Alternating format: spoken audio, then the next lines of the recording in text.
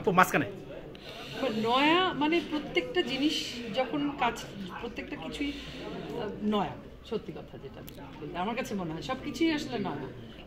নতুনভাবে দেখতে পারলে তো নয়াই। আমাদের প্রতিদিন কত কত রিয়েলাইজেশন হয়, প্রতিবার একটা রিয়েলাইজেশন পরে তো আমরা নতুনভাবে মানুষ হয়ে উঠি। তো এটা হচ্ছে ওই রকমভাবেই নয়। আচ্ছা, বিবাহের পরে একটা নতুন জার্নি অর্থাৎ নতুন একটা সিনেমা আসতে চলছে, এটা কেমন লাগছে? এটা খুবই অদ্ভুত লাগছে এবং আমার কাছে মনে হচ্ছে যে আসলে আজকে ও ছিল এখানে, এখনো আছে। আমার একটা স্পেশাল দিনে স্পেশাল মানুষের সাথে থাকা, সো এটা একটা আলাদা স্ট্রেংথ দেয়, আমাকে তো দেয়। তো আই এম ব্লেসড, আমার কাছে মনে হয় এটা একটা ব্লেসিং। সিনেমাটি তো ক্যামেরায় দেখা হবে, তো তখন তো যেহেতু আপনার জীবনে একটা নতুন মানুষও আছে, তো সেই নয়া মানুষ কি আপনার এই ভুল ত্রুটিগুলো কি হয়তো? হ্যাঁ, বললাম তো আমার কাজের সবচেয়ে বড় ক্রিটিক হচ্ছে আমার মানুষটা। আমার কাজের, আমার অভিনয়ের বা অভিনয়ে কোনো কাজে মানে কোন কাজ তো শুধু আমরা অ্যাক্টিং তো শুধু অ্যাক্টিং না, একটা কাজ, একটা গল্পে অ্যাক্টিং করতে হলে তো টেকনিক্যাল অনেক বিষয় থাকে। ও যেহেতু টেকনিক্যাল বিষয়ের মানুষ, ক্যামেরার পিছনের মানুষ, তো ওগুলো ও আমাকে হেল্প করে। সোজা থাকি, আমি সোজা থাকি বলবে সবসময়। আচ্ছা, যেহেতু নতুন জীবন একটা শুরু হলো এবং সেই সাথে আবার নতুন সিনেমা আসার খবর আগামী বছর অর্থাৎ 2025 সাল, মানে আর কিছুদিন পরে, তো এই 2025-এ আসলে পরিকল্পনা কি আপনার? আমি আসলে কখনো এরকম পরিকল্পনা করে মানে সামনে আগাতে পারিনি।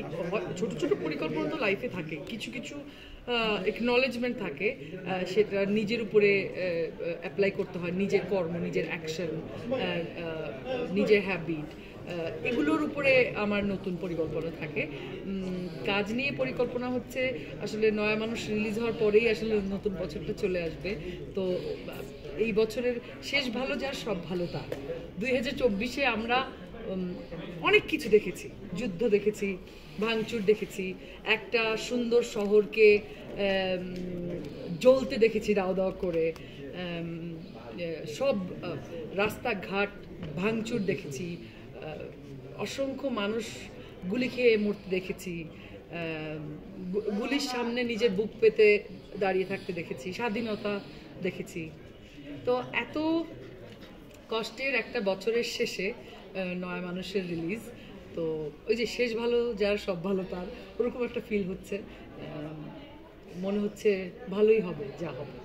রৌনকের সাথে আসলে অভিনয় করেছেন, আপনার আসলে কি মানে তার অভিজ্ঞতা কি, মানে যেহেতু রৌনকের সাথে অভিনয় করলেন এই ফিল্ম থেকে, মানে কি অভিজ্ঞতা? রৌনক ভাইয়া সেটে থাকলে যেটা হয় সেটা হচ্ছে আমার ক্যারেক্টার নিয়ে বা অভিনয় নিয়ে খুব বেশি চিন্তা করতে হয় না। রৌনক ভাইয়া তো আমার কাছে মেন্টরের মতোই, 13-14 বছর ধরেই তো ভাইয়াকে চিনি। উনি এক ধরনের আমার মেন্টরের মতোই। আমি যে কোনো কাজে,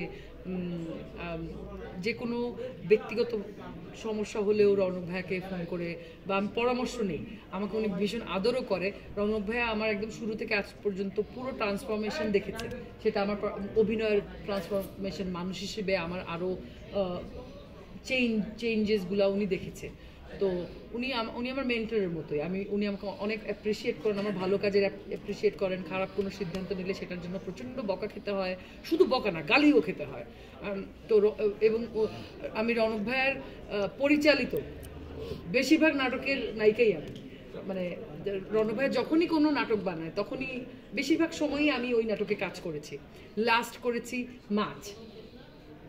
তো রৌনক ভাইয়া আমার কাছে আমার অভিনয়ের গুরুর মতো, আমার সব সিনিয়র অ্যাক্টররা আমার কাছে অভিনয়ের গুরুর মতো, সে যেই হোক না কেন। আর এই ছবিতে আরও একটা মানে আমার খুব একটা আগ্রহের কারণ ছিল আশিস খন্দকার। উনি হচ্ছেন আমার কাছে একটা মিথের মতো। তা যখন আমি শুনেছি যে এই ছবিতে আশিস খন্দকার আছে, তখন আমি আর কোনো দিকে তাকাই না। আশিস খন্দকার আছে, রৌনক ভাই আছে, আমার তো আসলে যত কঠিন চরিত্রই হোক না কেন আমার মনে হয় না আমার কষ্ট হবে, কারণ আমি সিনিয়রদেরকে শুনতে জানি, যারা যেই কাজে অভিজ্ঞ, মানে যারা অ্যাক্টিংটা ঠিকঠাক পারে বা বহু বছর ধরে অ্যাক্টিংটা চর্চা করে আসছে, অ্যাক্টিংয়ের A to Z মানে গ্রামার সব কিছু জানে, তারা সেটে আছে। সো আমার এক্সট্রা করে মনে হয় না আর কোনো প্রিপারেশন নেওয়া লাগবে। ওনারা সেটে থাকলে ওনাদের কাছ থেকেই আমি মানে পরামর্শ পাবো এবং হবে। সংসার জীবন কেমন চলছে এটা একটু জানার ইচ্ছা। অনেক ভক্তরা আপনার মানে হয়তো কমেন্ট বক্সে জানতে চায়, সরাসরি আসলে সেই ভক্তদের উদ্দেশ্যে কিছু বলা আছে কিনা?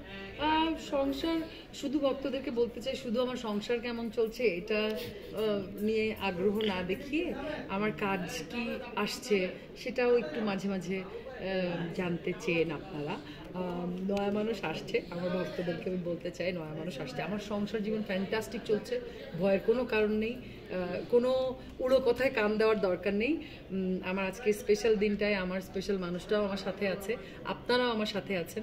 আশা করি নয়া মানুষ মুক্তির পরও আপনারা আমার সাথেই থাকবেন।